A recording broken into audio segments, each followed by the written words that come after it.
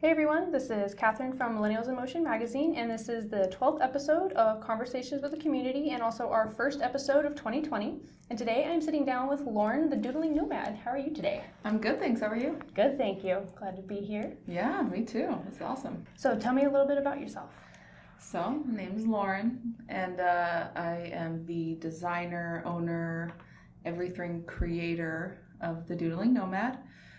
Started about 3 years ago, and yeah, I've just always been into art and kind of found this medium that worked really well for me, and I've just been all in.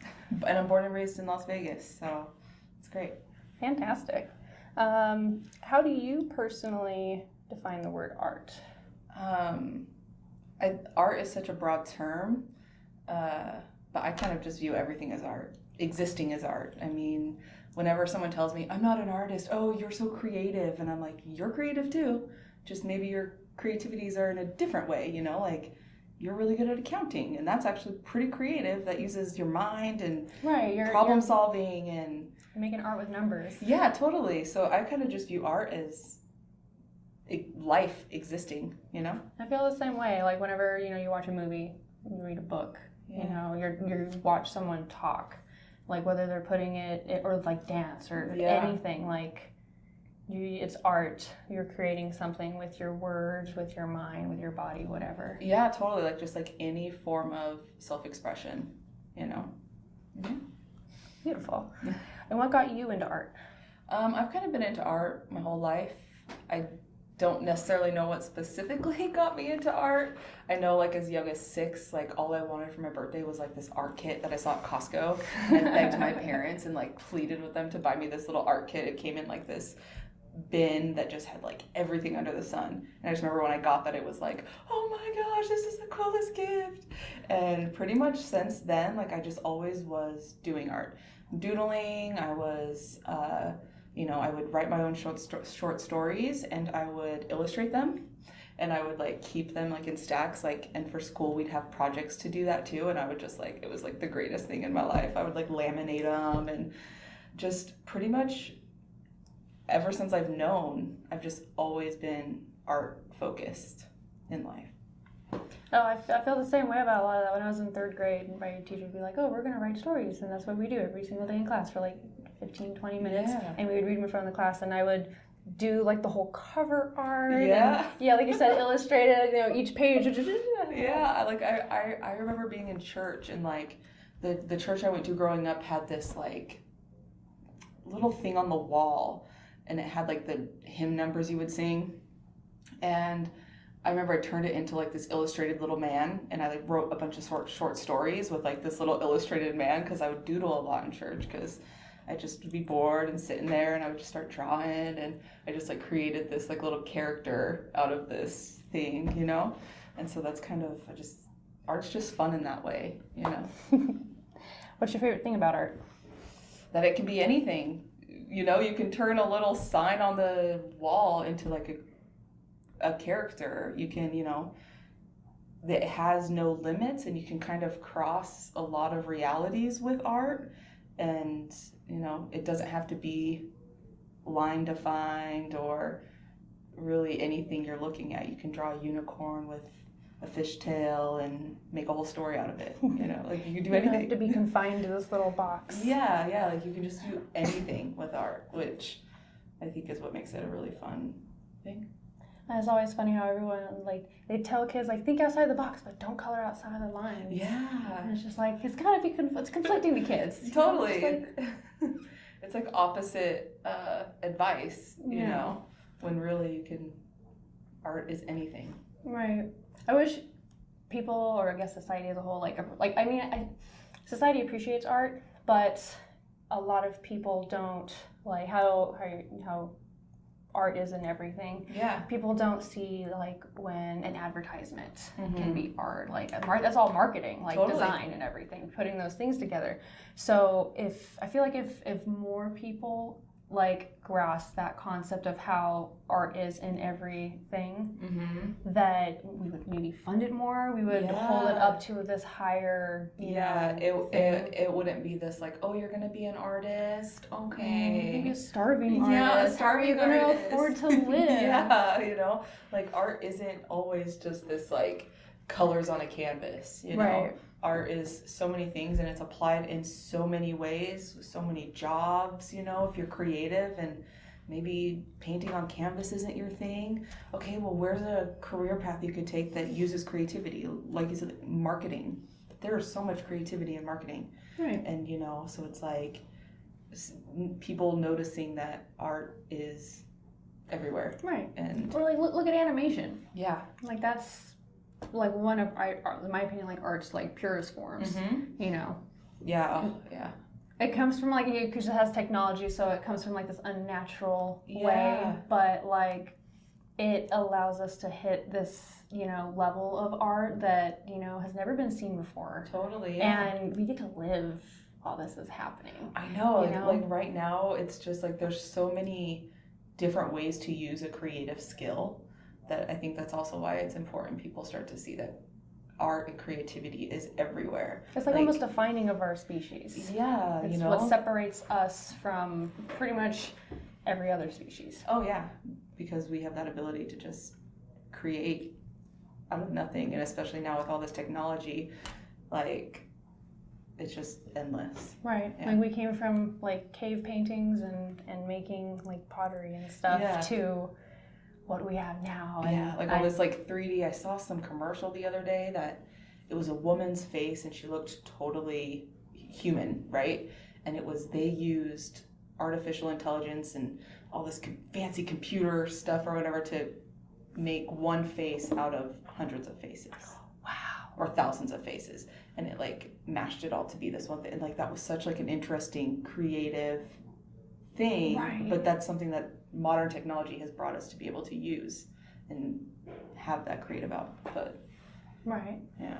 It's fantastic. Yeah. What a time to be alive. I know, right? No flying cars yet, but whatever. I mean, I love where we're at in, I guess, society and technology right now, where we have these art mashups. Yeah. You know, like Pokemon with Disney or, you know, whatever. Like, I love it. Yeah. And I love the internet for what it offers, in that, like, you know, you can go on something and be like, artists out there, please, I need this thing in my head, make it a thing. And they're just like, I got you, dude. And then it's there and it exists and it's like, oh, it's alive. It exists. Yeah, I know. And that's one thing with doing my art when I'm working with a client or whatever, when I have like a custom work, and it's like bringing that thing to life, whatever it may be. And it's like, because my realm is digital for the most part, you know, it's like I'm literally just creating this and just like, and then it's used on all these platforms, and it's just really cool. It's like, that's your legacy. You're leaving behind your little piece in the world. Yeah, it's fun. What is your favorite thing or things to make art of? Well, I do a lot of my art on my iPad, and that kind of grew because I was traveling a lot, going to Alaska a lot, and it just became this like awesome tool for me to create art on the go. And so, so I guess there's not really a tangible thing I'm making art of, but it's, you know, using my digital skills to create art. And like use the inspiration from what you're seeing. You said you went to Alaska. Yeah. But you got a lot of amazing ideas, as I've seen from your art and your stickers. Yeah, I mean, pretty much my inspiration is always from nature. Whenever I'm having like a creative lull, I always kind of assess my life, and I'm like, I haven't really been outside much lately, or I haven't really just been out in the world much lately, because it's just kind of pulling from that, you know, existence, you know. I feel that. I've been trying to spend a little bit more time outside, Yeah. ground myself. Once I like watched the documentary on earthing and learned the legitimate like scientific benefits and aspects of it, I was just like, maybe I should do that. And I have been, and I swear by it. I've been doing it for 2 weeks, and it's been Oh, that's awesome. Amazing. Sleep's been better. Energy, I have it now, and I haven't had energy in years. Yeah, I volunteered on a farm in Alaska, or not in Alaska, in Canada, last summer, and that's when I came to the term earthing, and because the woman kept telling me, "Oh, go pull weeds and get your earthing in," and I was like, "What are you talking about?" And then I did it, and I was just like, "Oh my gosh, can I pull weeds every day?" That was like so therapeutic. Like I just go out in the field and just like pull weeds, and it was just like so relaxing. Right. Just sit in this little patch and pull all the weeds and and get dirty and be like connected back to this. We don't get enough of that. No, we don't. Let's see. What type of art styles or mediums do you work in or prefer to work in? My iPad, so digital. I'm always trying though to work on my watercolor skills. I have like a few stickers that are watercolor designs, but sometimes it comes down to a lot of like the mess of things. So like sometimes I just love my iPad for the fact that it's so just confined, and when I'm done I just close it and I walk away. Whereas when I'm getting into working with paints and stuff like that, it can just turn into this explosion of mess, which is fun in a way, but then also I have to clean this all up. And so that's where my iPad just became such a easy and convenient way to do art, especially with the advances in the technology on the iPad. I can make things look watercolor without actually making a mess, which is nice. Right. It's nice having this technology to do this stuff. It opens so many more doors. It really does, and like sometimes it surprises me, like, wow, that really does look watercolor, or wow, that's crazy. I couldn't tell the difference. I know, yeah. What got you into doing art professionally? So as mentioned, I was going to Alaska, and that was a few years. 2015 is when I first started going to Alaska, and I went for 4 summers, and I just was really drawing on the nature of Alaska. And my first summer up in Alaska, I was in a super remote location, and like we didn't have cell phones, Wi-Fi, we had nothing. And I really had time to start doing more art and really like practicing and enjoying it. And that's kind of what got like projected my art. And then the next year I was working in southern Alaska on an island. And I remember sitting in the little crew room that we had, and I was browsing on Etsy for stickers because I wanted like a cool Alaska sticker, and I hadn't really seen any, and I was like, oh man, I want a sticker for my water bottle, and I couldn't really find any. And then I look over and I see my iPad, it's charging, and I go, like, it was like a light bulb, like literally like a light bulb moment of like, oh, I can draw something on my iPad and get it printed as a sticker. So I was like, I'm gonna make my own sticker. And so my first sticker was just go outside and play. That's all it said. It was really simple. I just lettered it, and it was cute. And I ordered like 100 of them, and they get to the island, planes, trains, and automobiles to get there. And it just like, everyone wanted one. All my coworkers, kayak guides in town. And that just kind of took off. And that's how it kind of became a business for me, and that's when the birth of the Doodling Nomad began. Hell yeah. And how did you come up with what inspired the name, the Doodling Nomad? So the Doodling Nomad's actually a fairly new name. I recently rebranded. It was Wild and Free Sticker Co. And I just kind of wasn't really resonating with that name, the Wild and Free, because it was born in the wilds of Alaska, and I kind of like this wild and free theme, especially since all my stickers kind of have that wild theme about them. And it just wasn't really resonating with me. And a few months back, I was just kind of trying to figure out, because then I didn't want to be pinpointed into stickers if ever I wanted to not do stickers. And I was kind of like, what do I want here?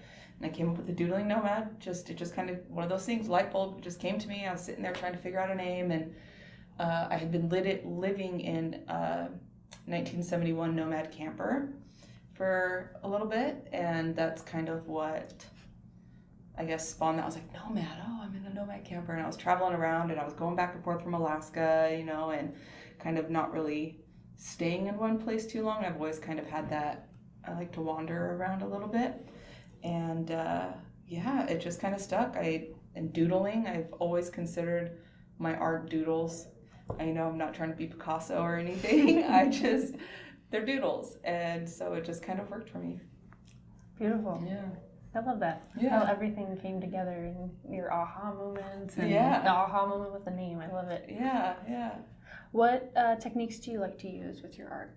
Well, so a lot of my art, when I first started doing art, a lot of my art was based around calligraphy and lettering. Mm. And so that's, you see a lot of that in my art. I'll do a lot of the own lettering.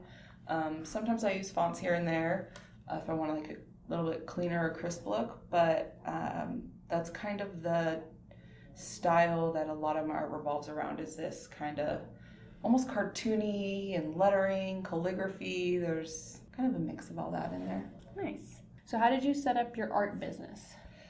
So that kind of, I started, of course, in Alaska selling stickers there, and how that business kind of started up was I was literally going to bars on my days off and taking stickers with me and selling stickers in bars. That's really cool. Or if I went somewhere to eat, I was taking my stickers and I was putting it in the little fold with like tips and stuff. I was like putting stickers and with my information, and I seriously would just like show up to a bar and get a beer and then just like put my stickers on the table. And it was like such a small community there. I was in Seward, Alaska, which it's a very seasonal place. There's only like 3,000 people that live there year round, but in the summertime it's like 30,000. So it's like booming in the summertime with just seasonal workers, and everyone's, you know, like-minded. They love adventure, they love outdoors. They're obviously there for a reason.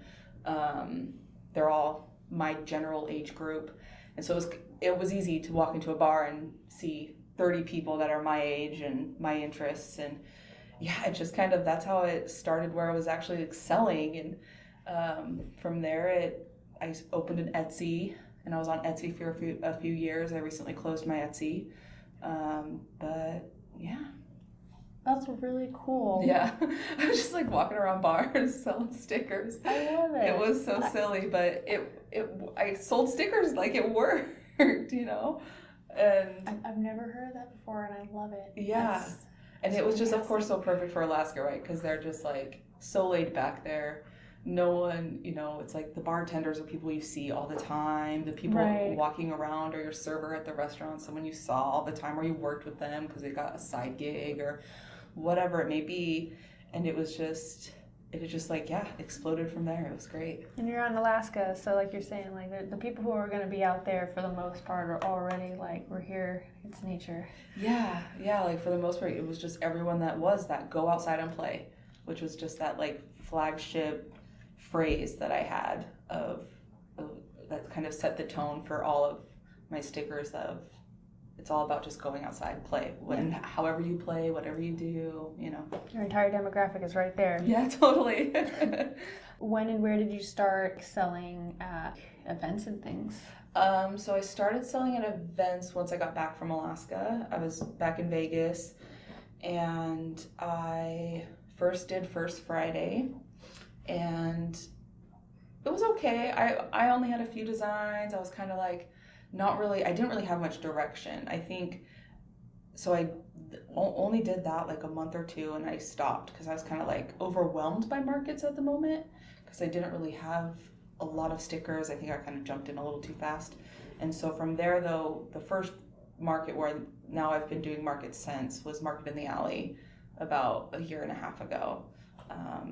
And yeah, now I do all kinds of markets.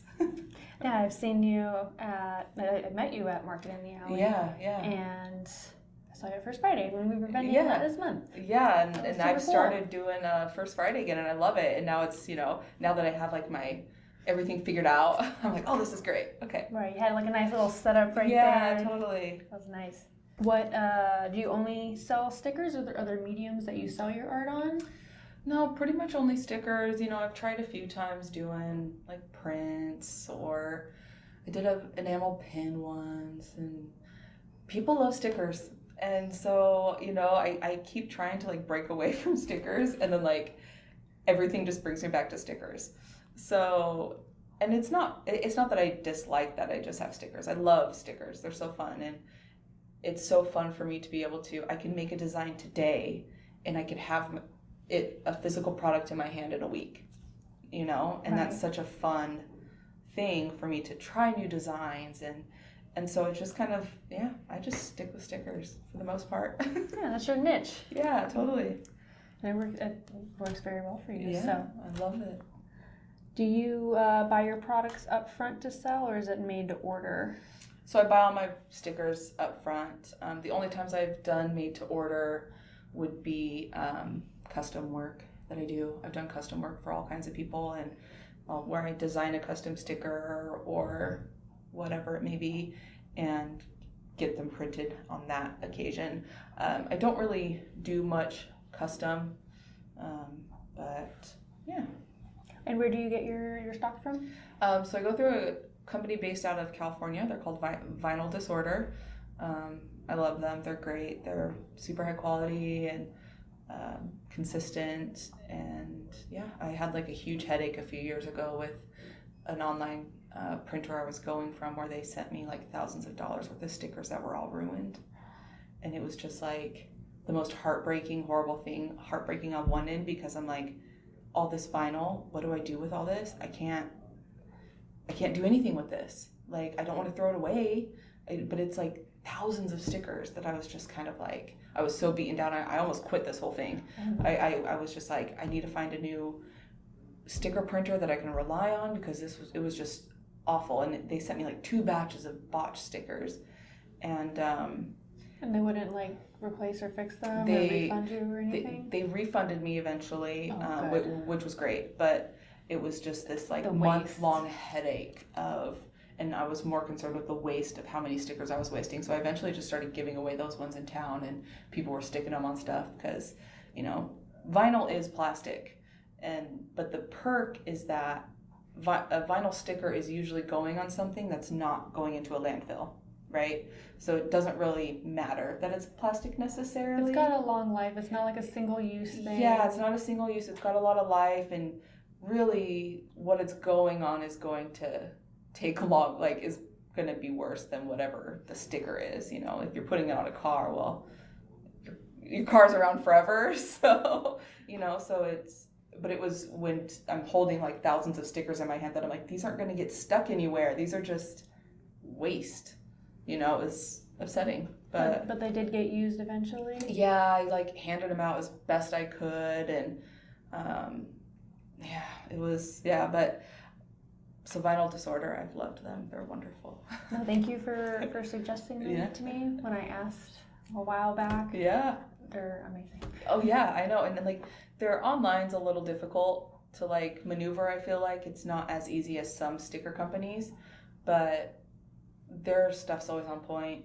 I'll wait the extra week it might take to go through them. They've always, you know, been really kind to me over the years. And their customer service was fantastic. Yeah. Like they replied to me very fast, and they were very helpful, and I think they gave me a couple of discounts. And I was just like, you guys are awesome. Oh my god. Yeah, and they always are throwing in like free stickers. Right, and, like, free shipping. Yeah, or like I'll order only like 25 and I get 40, or I get 50, and it's like, cool. You know? Right. Like so. I wanted to do a test print. They're just like, okay, just send us the shipping. I was just like, I went to another place and they're just like, yeah, you have to buy a minimum of 10 and then pay the shipping to do your test print. I'm just like, rude. Yeah, real rude. How do you determine your pricing? So that's just kind of, I used to, my stickers used to all be like all these random prices, right? Because it was like, well, that one's a big sticker, that one's a little sticker, and I got sick of dealing with that. And so I made all my stickers $4, which seemed to be the general price of stickers out in the world, especially a vinyl sticker. I know there are some that people try to sell for $5, $6 a vinyl sticker. But I felt $4 was a fair price, and, you know.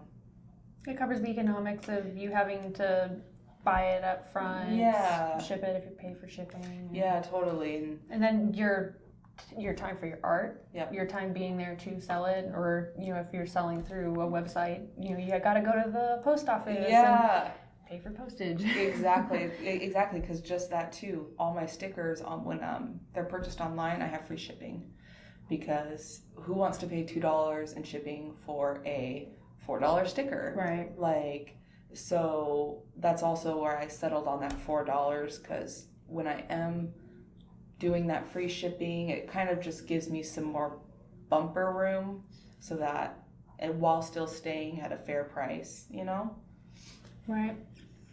All the economics involved. Yeah, exactly. Do you get those people who want like free or reduced price art and commissions and stuff? All the time. I'm sure every artist could say that all the time, especially since Pinterest exists. And, you know, that's really why I don't advertise that I do calligraphy or lettering, because I feel like that's one industry where people are constantly trying to lowball you.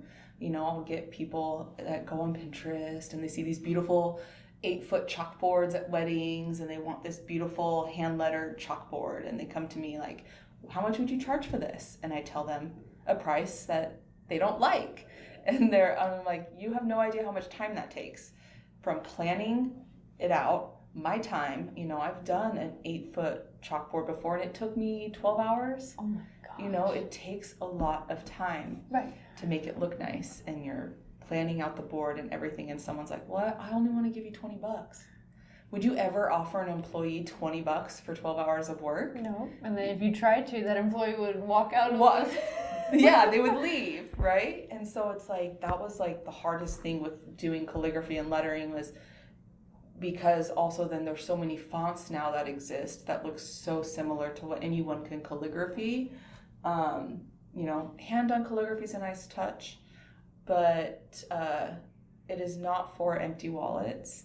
And I think a lot of people, and I don't mean that in a, you know, mean way or anything like that. It's just, I think people don't understand the time that those projects take. And not just the time, like the actual energy, because it can be like, you think someone's sitting there drawing, they're just chilling. It's like, no, like, you know how much brain power it takes, how frustrating it can be, and then you have this person that's asking, like, hey, can I get a friend discount? Yeah, or, like, and sometimes we give friend discounts. Totally, and sometimes I weigh in, you know, like, say it's a really big company, and it could give me a lot of exposure.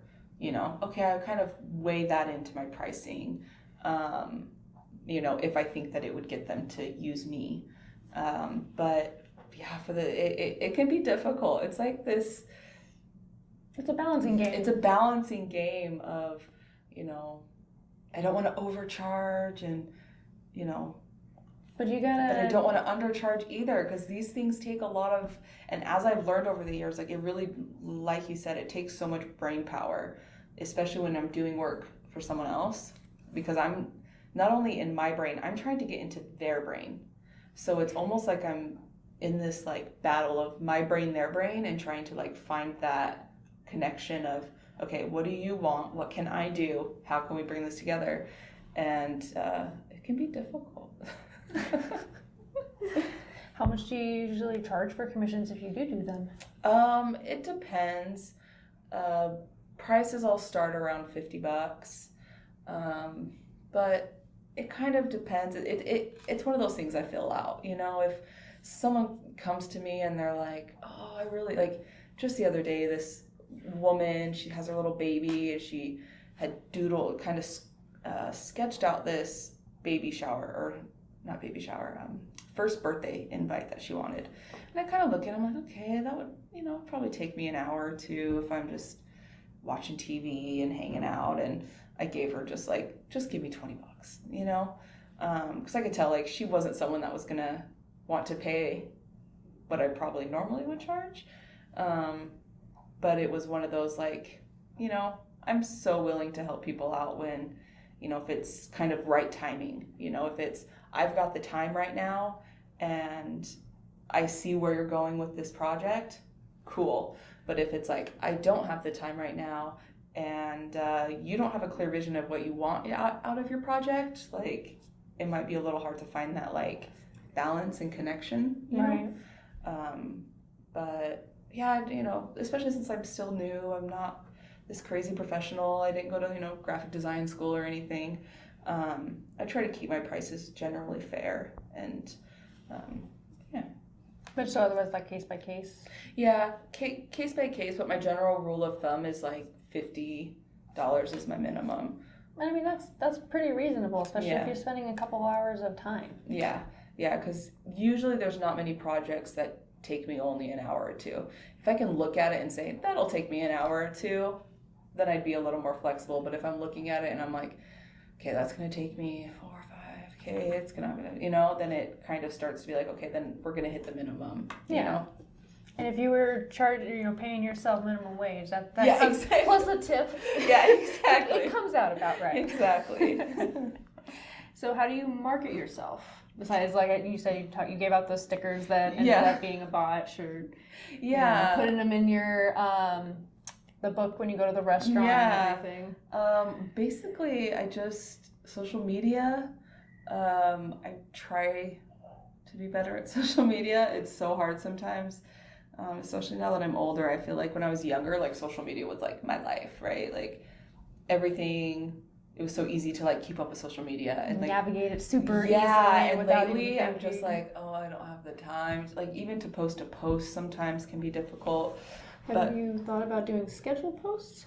Yeah, I've looked into that, and it's an effort thing. I still haven't wanted to make the effort, but that's primarily how I'll market is through social media or at markets or events that I do. I'm always handing out little info cards about me and kind of get to know the artist and stuff like that. So, because I think a lot of times people don't realize when they buy a sticker from me that it's me.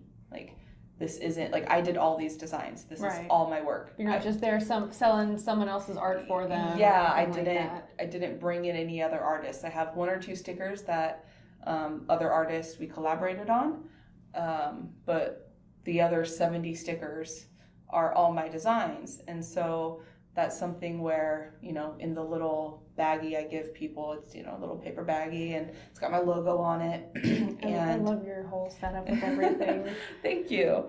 And so I have like a little insert in there that talks about like me and the artist. And I've had people after the fact message me on Instagram and go, whoa, I didn't know that was you. Like, this is all you? Like, yeah, I'm just doing my thing. But, I'm trying to get better at that because I can also be, I don't know if timid or shy, what the right word is there, but. Mildly introverted. Yeah, I'm pretty introverted at times. And so I'm not very good at like putting myself out there necessarily and being like, look at all my art. And so that's why people don't really always know it's my art, because I don't want to be that person that's like, look at my art. Right, you're not like at the market being like, hey, get yourself some stickers over here. Yeah. Calling people over and doing like the whole like salesperson spiel. Totally. Like I am so not a salesperson at all. I'm kind of like, you either want it or you don't. I'm not going to make you want it, and I'm not going to try and smooze you and tell you all these things. If you don't want the product, you don't want the product. Right. And so that's kind of where I've been trying to find like the best way to market myself as this kind of introverted person that doesn't really like having a lot of outside conversations and, but it seems to be working. Whatever I'm doing, I don't know, Yeah.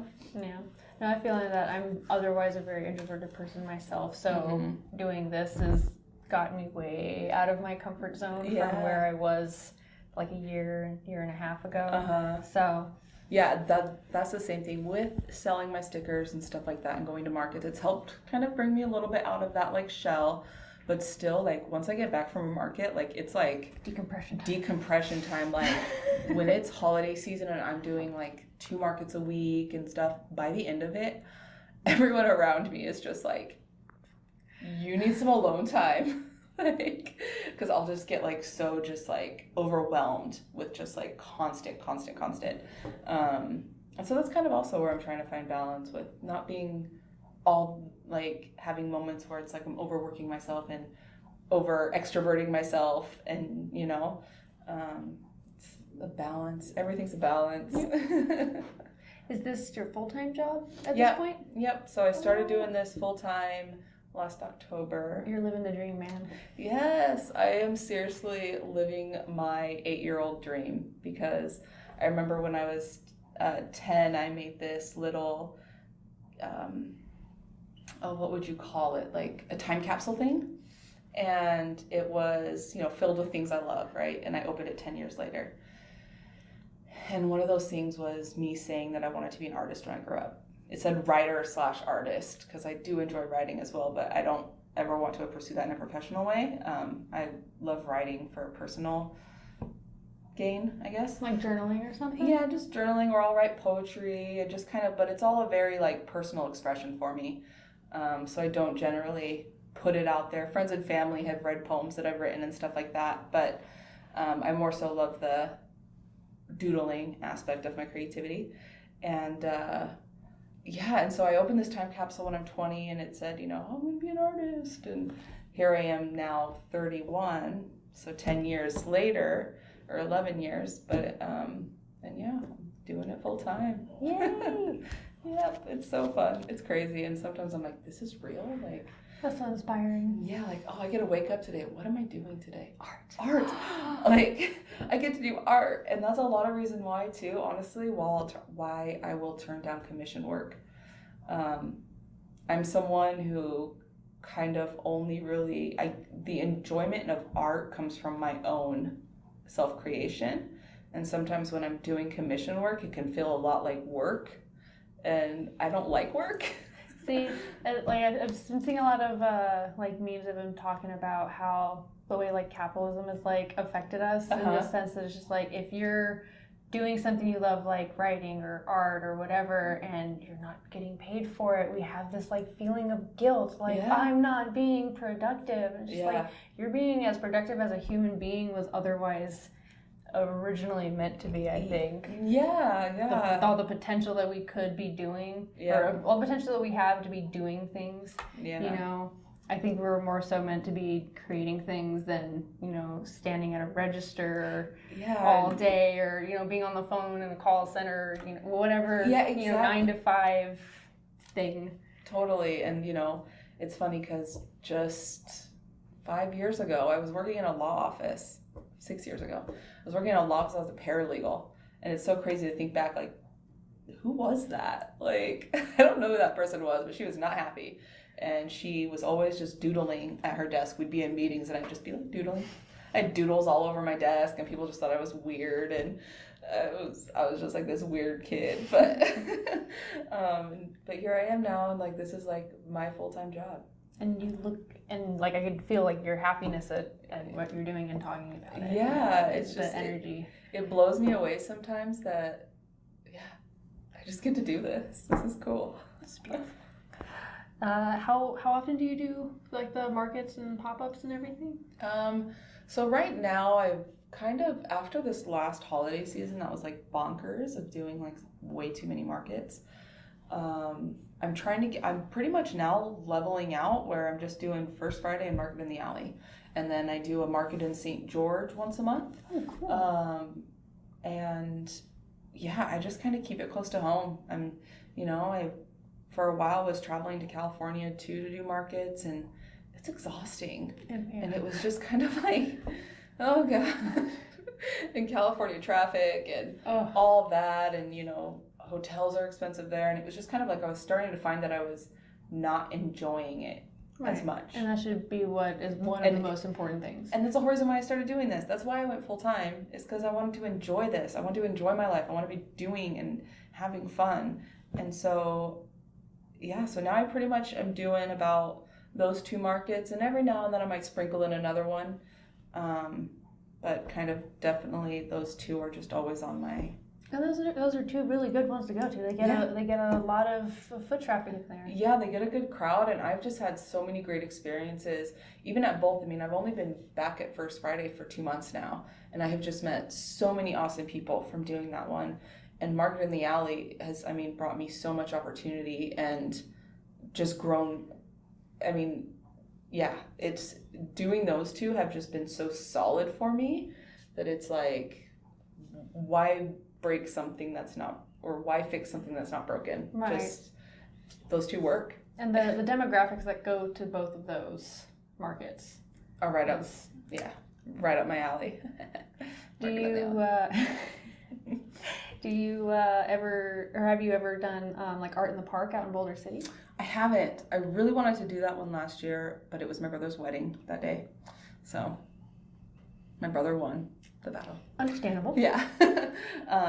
But yeah, no, I need to put it on my little radar though to follow up for whenever the next one is. I think the deadline for it is usually in April. Okay. I've looked at it in the past. Because they have a spring one and a fall one? Do they have a spring one?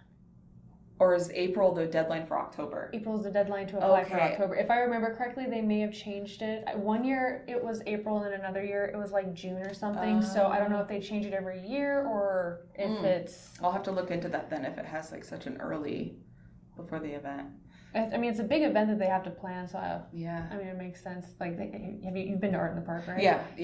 My mom used to go there all the time, and she's a very creative woman as well, and she would make things and sell them there. And me and my boyfriend like go every year. It's like our tradition. Yeah. And like I went there one year when I had like I was working on like paintings and everything. I was just like, what could I do with these? Yeah. And I went there and I saw all the different people who had like their photo prints and everything with the little frame. So I was like asking them just like, where do you do your prints at? What do you use for the thing? And it was this mat board and you know how do you do what you do? Yeah. And just write little notes down and then finally got, you know, my stuff together to start doing that myself. Yeah. That's always been like one of my goals is like art in the park. Yeah. One day. That's awesome. That's a great, I really want to do art in the park next year. I really was so bummed that I couldn't do it this last time just because I was like, art in the park, oh my gosh, I want to do that. I, used to go as a kid. And so hopefully this year. 2020 will be your year. 20. Let's see. What have you learned or experienced through selling your art?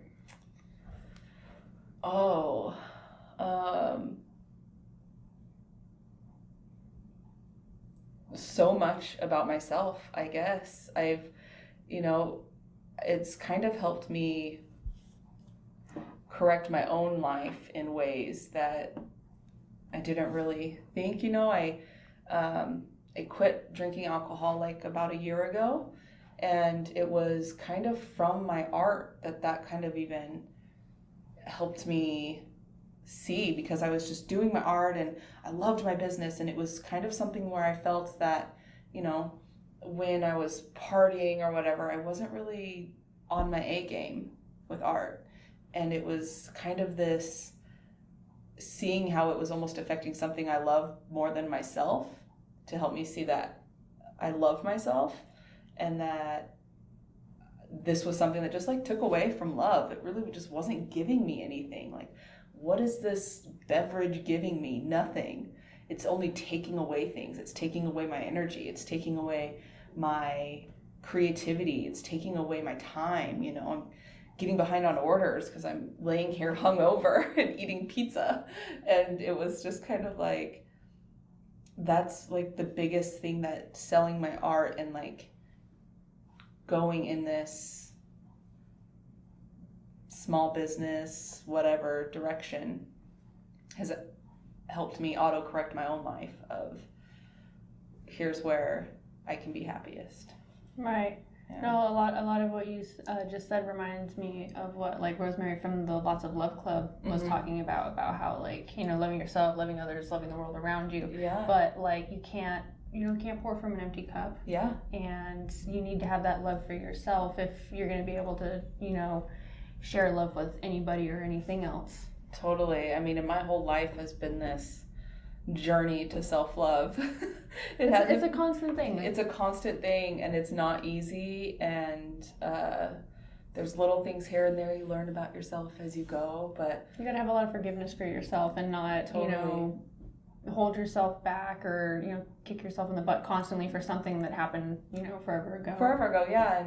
And really with just my art, it's just been this way for me to see like I have value, I have talent, I have abilities, I have power to have an idea in my head and draw it and share it with the world. And then all of a sudden I see it on a car in a random parking lot, and so it's like that's just been like the coolest thing to kind of see how it's, I was seriously in a random parking lot a while back, and I see my sticker on a car. Of course, I took a picture because I'm just like, that is so cool. And then I think about it, just how like, and that design is now on that person's car, and it started in my mind on a sketch, and then on my iPad, and then it printed and sell it, and somehow I encountered this person, and now I'm encountering them again randomly because we encountered each other at some point because they have it, and so it's just like this like really cool cycle, Oh, it's like the circle of life. Yeah, but with art. With art. I love it. Oh, yay.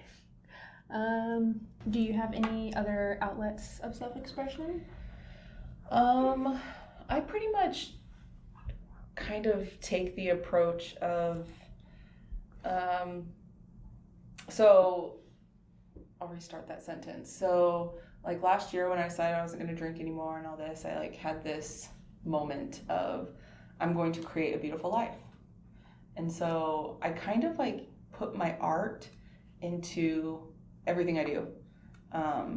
Like right now I'm about to be moving into a house, and like that's a little creative expression for me. I'm like designing my room. I'm like on my iPad, like, okay, doing the layout, and I'm like drawing, okay, here's where the bed will go, here's where this, I'm gonna do that. I'm gonna, I even did my own art for my room. Like I'm always doing art in some way, shape, or form, and so that's kind of my, I have so many expressions of art. If you walk into my room, you'd be like, oh, yep, this is your room. Like, I'm just always trying to use my creativity in every way I can. Yeah.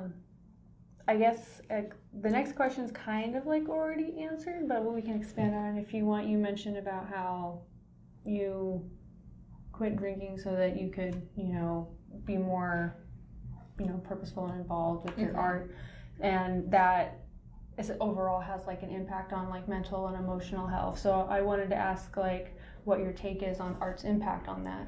Yeah, I think art can be such an important tool for people to use. If like for me it helped me see my value. It helped me like see like I have these abilities to think of something and make a tangible object, and I think can be such a powerful thing for people to understand about themselves, and can really help in so many ways with mental health, emotional health. It's a great tool to help people with like depression and anxiety, PTSD, all sorts of different things. Totally, like I'm someone that has anxiety, and it's, oftentimes when I'm feeling anxiety, I'll just like kind of turn to my iPad and kind of doodle something, or it just kind of helps. It's something that can be calming, and again, it goes back to what is art. Art is everything. Art has no defined lines. So oftentimes when I feel like you're dealing with depression, anxiety, and things like that, life can seem to have some defined lines that are hard, and it makes things difficult. And when you introduce art, you can see that there's like so much out there, and there's other avenues. There's other avenues, and there's endless possibilities. And just because you may suffer from mental health issues, that doesn't mean that that's like the definition of your life. Right. And there's other ways to like really open up your life and not be, so, because I know that was one thing for me whenever I was going through depression or anxiety, it was like suddenly life seemed to be like so closed in, and like I saw no possibilities, I saw nothing.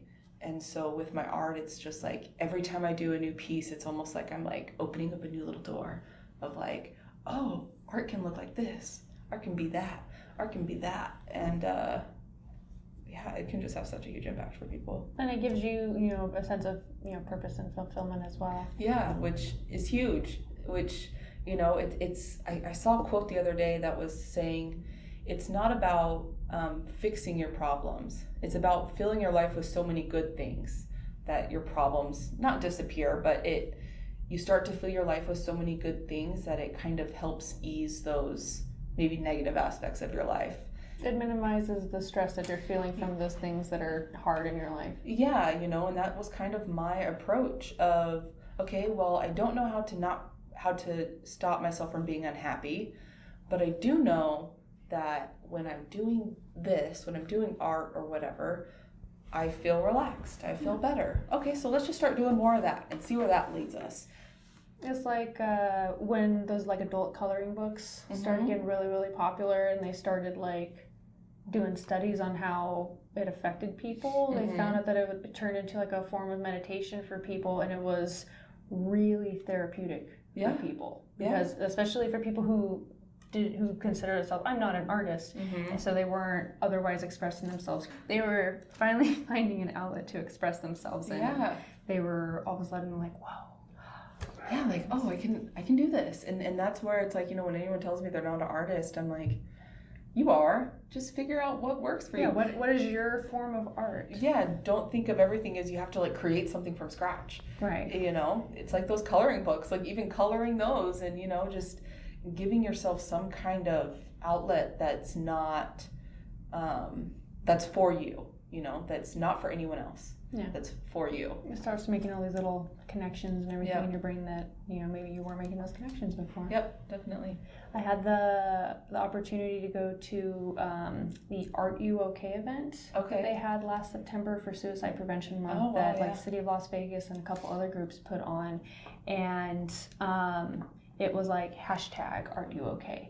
And the concept was kind of like formed from the hashtag Are You Okay, which is the idea like of asking people like are you okay? Let's let's talk about this depression. Like, are you feeling like if you have someone in your life that that you can see that you think they're going towards maybe being suicidal, like talk to them, sort of thing. So they were playing on that, but with art, and how art and self-expression can help with mental health and help fight suicide, basically. So I got to go to that, and I got to meet so many amazing different groups and people. That's how I met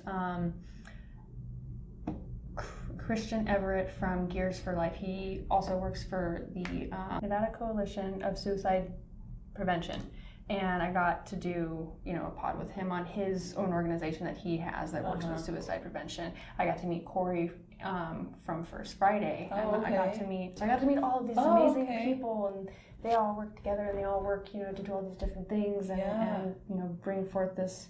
They came together to do this really big, beautiful event. They had people who were doing poetry and singing and dancing, and there was art everywhere, and it was beautiful. Yeah, and I think I recently did an art piece that said it says freedom starts in the mind, and that's kind of where art can come in, of like this. It helps expand your mind a little bit, and kind of you can see that there's so much out there, and life isn't this just like straight line, and it's not cookie cutter. You don't have to wake up every day and go to work 8 to 5, work Monday through Friday. You don't have to. Like, you don't. And if anyone tells me they have to, I'm like, you don't. I'm sorry. Like, there is no argument out there. Even if you have kids and all these responsibilities, there are ways to have a better life. A life that you wake up and love. It might not happen immediately, but if you start taking steps towards that, you can break out of that cycle that, society has pushed on us. That 100%. If your whole... what defines you, what gives you purpose is what job you have, and that's a lie. Yeah, and going back to when I worked at the law office, one instance just stands out in my mind so much as to why I quit there and started going to Alaska. It was a beautiful sunny day in Las Vegas. It was early spring, so that the weather was perfect. It was one of those days that like you just want to be outside. Nature is calling you. Yes, and so I remember I just went outside just to like be outside for a few minutes. It was such a beautiful day. And the attorney I worked for at the time was like, "What are you doing out there? You have work to do." And I was like, "But it's really, really nice outside. It's beautiful outside." Like, can I do my work outside? Yeah, and I just kind of got harped on for going outside for a few minutes. And like, are you not allowed to break? Yeah, and it was like so bothersome to me. And, when other people take breaks all the time for various things. And I was just kind of like, I don't want to work here anymore. Done. And I was on a path where I could have become an attorney. My attorney loved me. She was a great attorney to work for.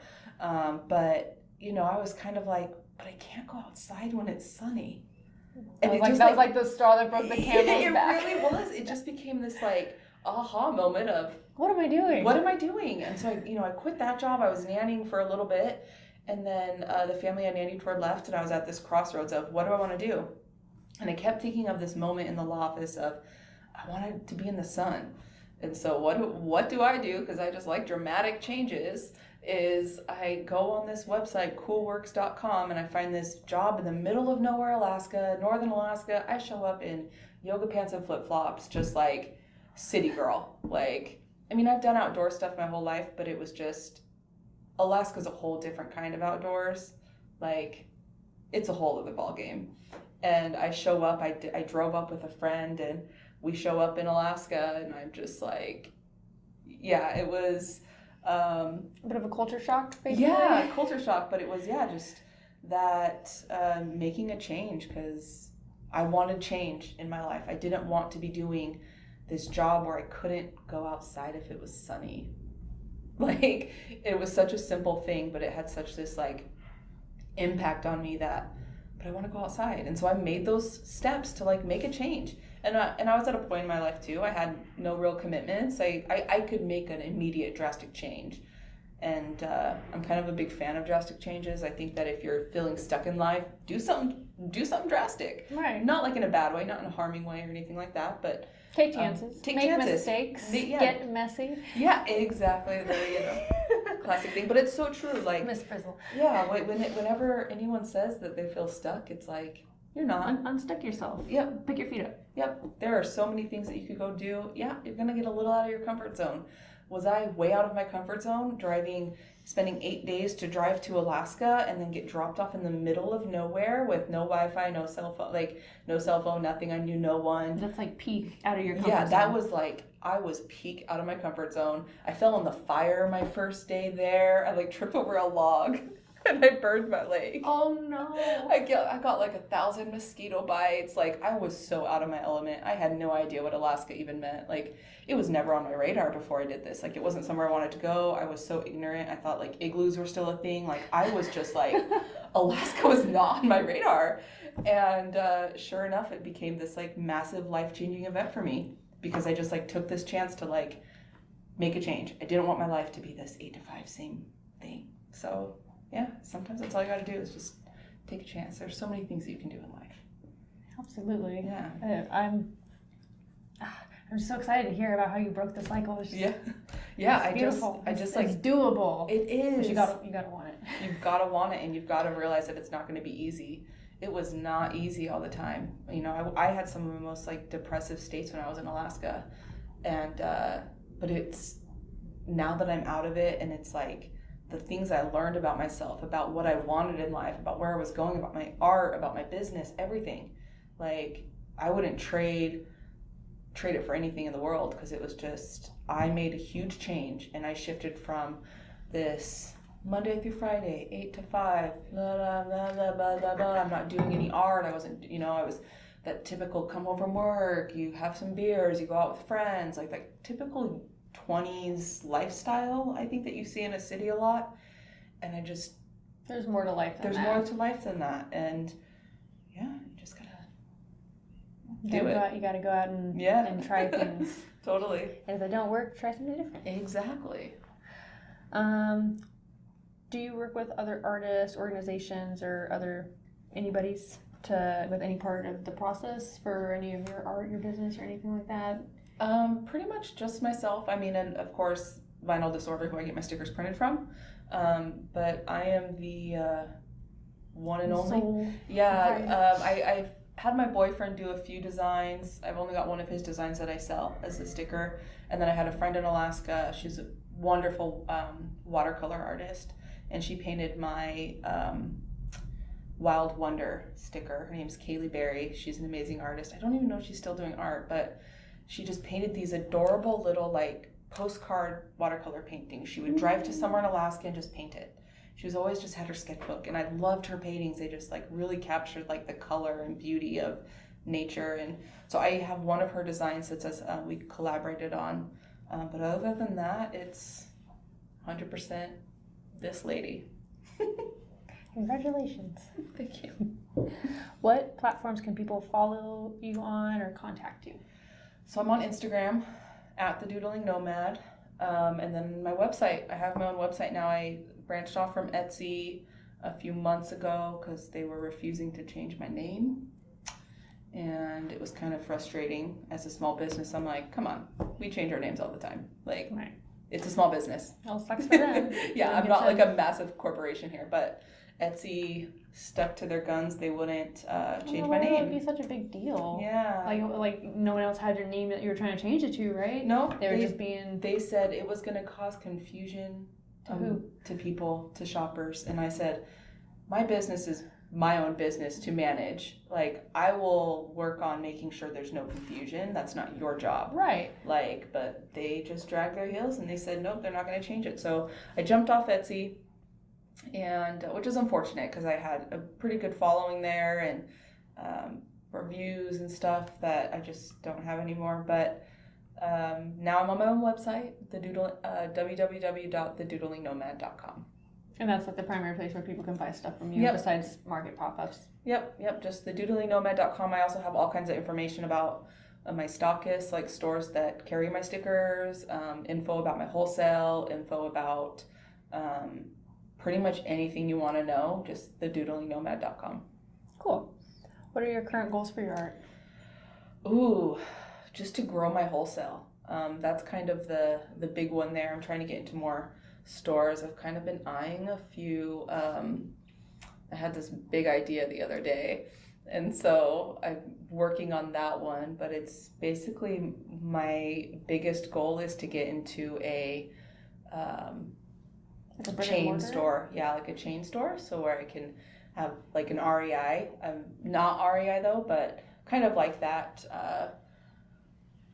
getting my stickers everywhere. Stickers are something that everyone loves, and they're something that, I have learned, like, that's the thing. It when people walk up to my stand, they say one of two things. They say, stickers! And they freak out and they're like, get so excited. Or they say, I want all of them, Me. Yeah. And so it's like people love stickers, and I love making stickers and selling stickers. And so that's kind of my goal. My biggest goal is to try to get into more wholesale where I'm able to have my stickers everywhere. You should look into some of like the local coffee shops out here that would like correlate with like your, personal, your standards and things. Like, maybe not like sell stickers and say like a Starbucks, but maybe like Mothership Coffee. Yeah. I know. I've got my stickers in the Tiny Bloom down at Ferguson's downtown. They've got some of my stickers. That's like the only place in Nevada that has them. I've got quite a few places up in Alaska, and some other random places. But that's like my goal is global takeover with stickers. Hey, that's one of the best ways you can do global takeover. I know. I love it. I always remember as a kid, you get stickers, you're just like, I don't want to commit to putting these on anything. Yeah. You just have those commitment issues with stickers and everything. Oh yeah, I've had people come and buy stickers from me, and they're like, I still have the stickers on my desk that I bought from you last month. That's me. I have. They're like, I can't figure out where to put them. And I've had people tell me that they'll like have a cork board and they just put them on a cork board. That's a clever idea, so that you're not like losing the sticker. I'm just someone that then ends up like hoarding like hydro flasks, or like I'm like saving cases from iPads and stuff and like covering them. I cover everything. I wonder if there's a market out there for like pre-stickered things. Like you take your hydro flasks that are all stickered up that you're not using anymore. You can just be like, I don't know. Oh yeah. I mean, how many iPads do you have that are covered in stickers? Yeah. iPad cases. Cases, yeah. Like I've got one more other than this, but like this one's like totally full. And that looks like really well like organized and put together. Yeah. You definitely use some like artistic ability in deciding where to place all the stickers. So yeah, there you go. Yeah, who knows? You amass enough of them. Yeah. You could just go to like a thrift store and just like buy like reusable water bottles. You put like a couple stickers on them and then boom. And then you're also supporting the thrift store, which is supporting the local community. That is a smart idea. Hey, there you go. Hey. So that's your ultimate goal is to take over the world domination stickers. All right. See, I'm telling you, it's gonna happen, and I know it is. I just, in 5-10 years, everywhere we look, there's gonna be Save the Bees and yep. Get out. Yeah, because that's also one thing. Like my art, it's not just like it has a purpose. Like a lot of my art, I'm trying to like bring awareness to something, and I used to actually donate to quite a few charities.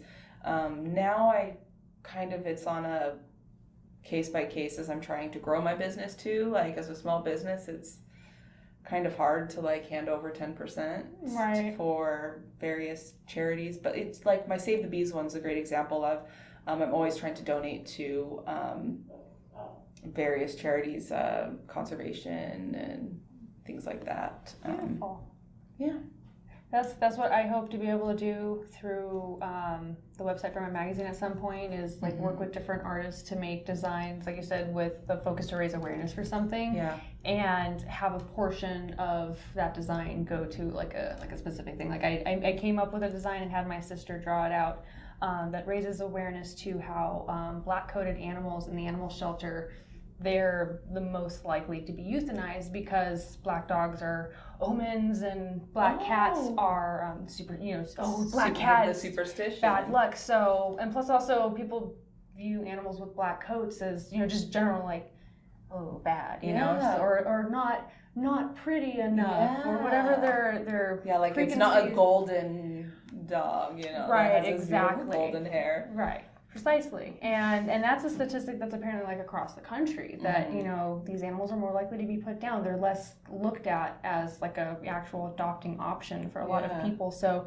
I drew a design where it's a girl in like a black dress with a big black dog, black cat, and my sister added a little black rat in her hand, and it's gonna say cute. That's a super cute idea. It's gonna say like black goes with everything. Yeah. And once that design is like fully finished, I want to put it on the site and like give a donation to like the Animal Foundation or something like that. That's a great idea. Yeah, and I think that's where now I'm trying to, rather than like every single sticker has something that's getting donated to, I'm like picking and choosing the ones. And it's like you said, it's a balance. Yeah, and it's like I adopted a whale once. I still get updates on her. Her name's Coral. She lives over in Maine area. It's a humpback. Oh, beautiful. And will you ever get the opportunity to meet her? I don't know, but I adopted her because she's part of this, I'm drawing a blank on what the organization's, Whale and Dolphin Conservation, I think is just what it's called. But they have a program where you can adopt a whale for like $50 and you get like all these updates on this whale. Is it like a one-time thing or like you do like a monthly? No, so it's just a one-time thing, and you can keep donating if you want to that specific whale. But this whale in particular like got attacked by some orcas, and the whales. Is that normal for orcas to attack humpbacks, or is there like a problem with their availability of food that's leading them to do that? Oh, so that's going to depend on the type of orca. So, I'm sorry. We can have a whole my ignorance really quick. No, there's more than one type of orca. Well, so you have transient orcas, resident orcas. There's a third kind, and I can't remember what their name is, but the biggest is the resident and the transients. So transients travel in really small pods. This is like such a tangent, but this is great. So I love orcas. I would love to do a whole pod at one point on whales if you have the information to give me. I learned so much about orcas when I was in Alaska because I got to see orcas all the time. And so a transient, they travel in really small pods of 1, 2, they're kind of like the lone wolf of the orcas, right? And they'll attack anything, eat anything. They're like opportunists. Yeah, they're the seal-eating orcas, right? Then resident orcas, their diet, they travel in larger pods, 5, 6, often in super pods of up to 80, 100 orcas, and they eat fish. They're salmon, that stuff like that. And so that's where, so this humpback that was attacked by orcas, it was probably just a transient orca that attacked him. Most likely, I'm not sure. There could be so many other factors into that. Right. But yeah, there are orcas that will attack anything. They're hungry, they'll eat it, they don't care. And that's usually the transients. And transients, as the name suggests, they travel far. Their territories can span up to 2,000 miles, I think. Oh, wow. Whereas a resident, it's more like 500. They like stay in the same general area their whole life. And here we have just whales in giant swimming pools. Yeah, and orcas also speak all different languages. Right. So I assume you watched Blackfish. Yes. Yeah. That's when I learned about how, like, you take one orca from the San Diego SeaWorld and bring it out to Florida. They can't just talk orca to each other. No, they all have different languages. Oh my goodness. And so that's where it becomes difficult of like places like SeaWorld rehabilitating their orcas back into the wild, because do they do that? I thought they don't really. I thought they captured them. They're not allowed to anymore. They finally put a law up on that. And they can't breed them anymore either. Right. Which is awesome, because that's just horrible. But they I think they're like releasing them is like it's like an ocean. There's like a something. cove of an ocean, but it's like netted off. They can't really go fully into the wild because they won't know how to survive. They won't know how to eat. They won't know how to interact. They will immediately get killed by other orcas even, because this orca that's in SeaWorld, where did SeaWorld get it? Well, SeaWorld might have probably got it from Finland or somewhere. Nova Scotia. Yeah, and then it's stuck in the swimming pool for years, and so then that's also the issue at those places, is because all the orcas that are there generally aren't even from the same families. It's and like so it's having a bunch of people at the UN, but no one has any translators or mics. Yeah. Oh my gosh, how horrible would that be, right? Like a room full of people that no one speaks each other's languages. How do you communicate? You get really frustrated really fast. Yeah. And so that's the same thing with orcas, because they just have they can speak. Well, they're a very complex species. They really are. Not just some animal. Yeah. And no animal is just some animal, but like... But orcas are known to have higher intelligence. Yeah. And which is just makes them so much more fascinating of a creature. Well, thank you for sharing that. Yeah. We'll definitely have to do a discussion on whales now. Yeah. They're cool. What do you wish you knew about when you first started that you know now? Oh. Like looking back, what would you tell yourself, a year ago, a couple years ago, or whenever? Because you've had a couple like really awesome like aha moments where you didn't like otherwise need you to come back and tell yourself something. But I would honestly though like say the biggest thing I wish maybe I would have not been told or known, but just like accepted at the beginning was like just stick with stickers. Save the time and energy. Save the time and energy, and because that's been like the biggest like energy, and just to sometimes when I show up at a market, I feel like a little fish in a big pond or whatever the phrase is, and because I just have this quaint little setup, and it's just my desk, and I've got my stickers, and and sometimes I get overwhelmed. I'll show up at a market, and I'm like, oh. I'm not gonna do good. Like this person's got like 5 tables and like racks and like lights and bells and whistles, and I'm just sitting here like it took me 5 minutes to set up. Hey, but that's a good thing. Yeah, I know, and I think I wish I would have accepted that sooner rather than think of it as almost an insecurity. Just kind of like, this is awesome. My setup is like nothing. I can show up to a place simple and.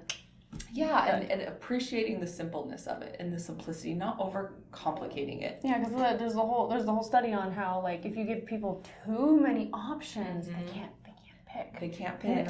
And it works out for you because you have like the multi-sticker discounts that you do. So if someone can't pick, they're like, oh well, maybe I can pick 4. Yeah. 5. Maybe let's do that. Yeah, exactly. And so I think I would have known earlier. Just like keep it simple. You know, don't try and overcomplicate it. I've tried to overcomplicate my setup so many times, it's ridiculous. Where I'm like, I'm gonna do this and this and this, and you know, and then it's always just, I stop doing it because it's a pain in the butt to like myself. It's just me carrying this stuff, like kind of appreciating the simplicity of just stickers. Yeah. What's your favorite, do you have your favorite design for yourself, or design that's like most important to you? Ooh. I don't know if I could really pick a favorite. Okay. Pick 3. Oh, if that helps. I'd almost have to look at my stickers, to be honest, here, I'm gonna pull it up real quick actually. Like, yeah, because it's like sometimes I forget about stickers I have. You said you had how many designs? 70 I've got about 70 something. Wow. I have like 65 active ones. That's awesome. But my Granny and Tillicum sticker will always be one of my favorites. That's the sticker. It's circular with the 2 orcas, and that one has a whole story behind it about orcas. You said Tillicum? It's named after the Tillicum that was in SeaWorld? And it's also then Granny is the other orca depicted in it, and Granny was a wild orca, part of the J2 pod by Washington State, and she lived to be rumored about 102 years old. I think I heard about her. Yep, and amazing. She had like, you know, I think now they've debated that she was actually more like 80. Regardless, it's incredible. She lived a very long life as an orca. How old is Tillicum still alive? No, so Tillicum is dead now. Tillicum passed away the same week as Granny, and so that's why I made the sticker. It's like kind of like showing the contrast of wild versus captivity. And, Tillicum lived to be 35. Right, that's like a kid dying in their early in their 30s as opposed to, because orcas have the exact same lifespan, just not exact same, but they have a very similar life cycle to humans. So like they are teenagers when like in the teenage years of their life. They are, you know, an orca's menopausal in her 50s and 60s. Wow. And so their lives very much mirror humans. And so that contrast of those 2 orcas passing in the same week, I just thought was... That's beautiful symbolism. Yeah, and I don't really get to tell that story much because I've always tried to figure out a way to put that on the sticker, like I said, on the back, but it's like such a long story to tell sometimes. Right. But maybe you can do it like you have your card that, you know... Yeah, kind of a little insert that I give with that one. And like you said about like not doing a... like a charity thing for every single design. You don't have to do an explanation thing for everything. Yeah. But that one obviously has really significant importance to it. Yeah. It's not just like 2 random orcas, you know, and because even in that design, so I have both the dorsal fins upright.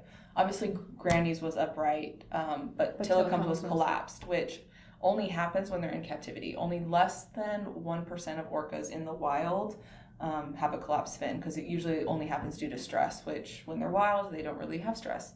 So, but in captivity, all their dorsal fins are collapsed. I mean, when I was a kid, I used to think that their fin looked like that. Like that. So that's not very water dynamic. Yeah, I was like, that kind of seems, that's a weird design of a body for an animal. But only when I was in Alaska, and I remember I saw my first wild orca, and I was like, whoa, that dorsal fin is huge. And I was like, blown away. And I was like, because their dorsals can be like 6 feet tall. Oh, wow. Yeah, but anyways, so that's obviously one of my favorites because I could tell a million stories about that one. And, you know, really every design, they're like beautiful. Every design just has like a special story to me. And like probably my favorites will be one of my earliest ones, you know, that just I created at a time that was important in my life at some point. And so it's kind of just it's hard to pick a favorite. I really love the recent one I did. It's not printed yet, but it will be available as a sticker in late February or March. And it was this one, the freedom starts in the mind. Oh, that's so cool. And so that one, just because I think like that's really important for people to understand. Like you got to break those chains of your mind before you try to break the chains outside that, you know. Yeah, because if you're unhappy sitting here in this room, you're going to be unhappy sitting in the happiest place in the world. Like, your happiness, yes, I think your exterior situations can definitely lend to your moods and overall mental health, but a lot of it is just like your own mind that you have to overcome. Yeah. So I love that one that I've done recently. Like, I just look at it. I keep looking at it. It's my screensaver now on my phone because I'm like, I just love this one. This one's so cool. It's beautiful. But you know what would be a really cool idea is if you did like a podcast series, like your own, and each episode you talk about a design or a couple designs or something like that. And that way, like, you don't have to, you know, write out and print out something to go along with the thing. People can, you can be like, hey, if you really like this design, check out my channel and hear me talk about what inspired it. That is such a good idea for a podcast. I've been wanting to think of a cool idea. And that is a great idea for a podcast, kind of diving more into, or even like what the sticker means, you know, and like diving into kind of that topic. Right. You know, this sticker is kind of about what you just told me about the whales. The whales, and like diving into whales. That's a beautiful story. We can go. You can do whatever you can think of with that. Yeah, that's a great idea. I'm gonna jot that down on my handy dandy notebook. But I'm amused sometimes. No, that's what I've been trying to do, is try to do my own like personal journey podcast where I talk about like how I got, you know, the idea for the organization, the magazine, and what steps I had to take, and all the different things that we've done and where we want to go from there, and, you know, keep up on what we're doing now through that, and just talking about it. And it's also like, it's a record of yourself, you know, what you were doing, what you were feeling, and everything at that moment in time. Yeah, you know, and especially now that I'm like at this, like, it's not really an end goal, but, you know, like now that I'm at this, like, I'm doing art full time, right? And I look back on like the last 4 or 5 years, and like, it's a kind of cool story that I even like to retell, because I'm just like, I went from like hating my life, like hating it, and I was, you know, just, I thought existence sucked, and I was never really happy and never enjoyed anything, and to now, and like, I enjoy everything. So you're a completely different person. Yeah, it's just, and that's just been from my own recognition of, okay, I don't like life right now. How can we fix life? And like, but you know, it's not an overnight process, but just that whole. It's like constant self-reflection and being like, what do I want to change? What do I want to become? How do I get there? Yeah, and also, you know, using it to inspire others to do the same. Exactly. You know, and seeing that, like, literally, if I can do it, anyone can do it. And you're being an example. Yeah, like, anyone can, you can do anything. If you want to sell, like, balloons and, I don't know, you can do anything. Make some biodegradable. There you go. Even better idea. Balloons are really bad. Yeah. Really bad balloons. I only said balloons because for some reason that's like popped in my head as colorful, and it was like balloons. But no, but you're right. There's an opportunity there. Someone could figure out a way to make like it has to be really quick to break down, because even if you make something that's like, you know, compostable, if it takes too long to break down, it could still cause harm before then. So it's like. Or like a water dissolvable balloon maybe, or something. I don't know. Now I'm starting to think about that could be an interesting idea, right? Of finding some kind of material that's elastic, that has some kind of elastic, so you could use like a some kind of stretchy material. If you could find a way to like make like, say, like plant cellulose stretchy, you know, and I guess edible, because the problem is that it, like, animals will eat it, and then it's rubber, so it makes them sick. But if it was something that was consumable, edible balloons. That's someone out there, please make these things. Edible balloons. That actually, I think, could happen. I think that is a real possibility. I just don't. Someone needs to get knowledge. on it. Yeah, I don't do chemistry. Yeah. Like, I thought it was like I'd get the Bite toothpaste bits instead of using two toothpaste. And the initial one comes in the glass jar, but the refill comes in a cellulose bag. So the first time I got it, I was just like, oh, they said no plastic, and then like there's a card underneath it. It was just like, this is made from plants, and I'm just like, oh, cool. You can put it in your garden compost. Fantastic. Yeah. Something like that. Yeah. You're onto something. There you go. Yeah. All right. Are there any last comments that you would like to share with the audience or whatever? Yeah, I guess just touching on if you're not happy with your life and you want to do something different, do it. Shake it up. I'm fully a supporter of shaking up your life and draw outside the lines. Yeah, draw outside the lines. If something's not working, figure out new ways. However that may be. We're really lucky that we have the internet in these times, and you can use the internet for so much good. We have this amazing tool. We should be utilizing it for something greater than just, oh, look at all these fire memes. Yeah. And those memes are fire. But I mean, and if you're make your own fire memes. I was just gonna say that. Yeah. If memes are your passion, make the most fire memes that you possibly can. And that's just kind of my parting words, is to make a drastic change if you feel stuck. Yeah. Take a chance. Beautiful. Thank you so much for sitting with me and sharing all that. I enjoyed everything that you talked about. Awesome. It was fantastic. Thank you. Well, thanks for having me. This is awesome. This is fun. And thank you guys for listening. We will see you next time. Bye. Hey everyone. Thank you so much for listening to our Conversations with the Community podcast with Lauren, the Doodling Nomad. We hope you enjoyed our discussion about how she turned her passion into a business by stepping out of her comfort zone and taking a chance with herself to find fulfillment in her life. And we hope you enjoyed and also gained something from our conversation on art in general and on doing what makes you happy. If you want to support Lauren and her art, please check her out in the links in the description below. We also invite you to join the conversation by leaving a comment about something we talked about in the podcast, whether it be about art and self-expression as a whole, managing an art business, taking risks, or anything else related. If you like what we do, please check us out and follow us on our various platforms to keep up to date on the things that we're doing and the content we're creating. And if you really want to get in motion with us and support what we're doing, please check out our Patreon community to see the benefits we offer our patrons. Subscribe to our $1 tier and get mentioned in our monthly thank you video. Thank you again for listening. Until next time, this has been Conversations with the Community. And please remember to always be kind and be the change.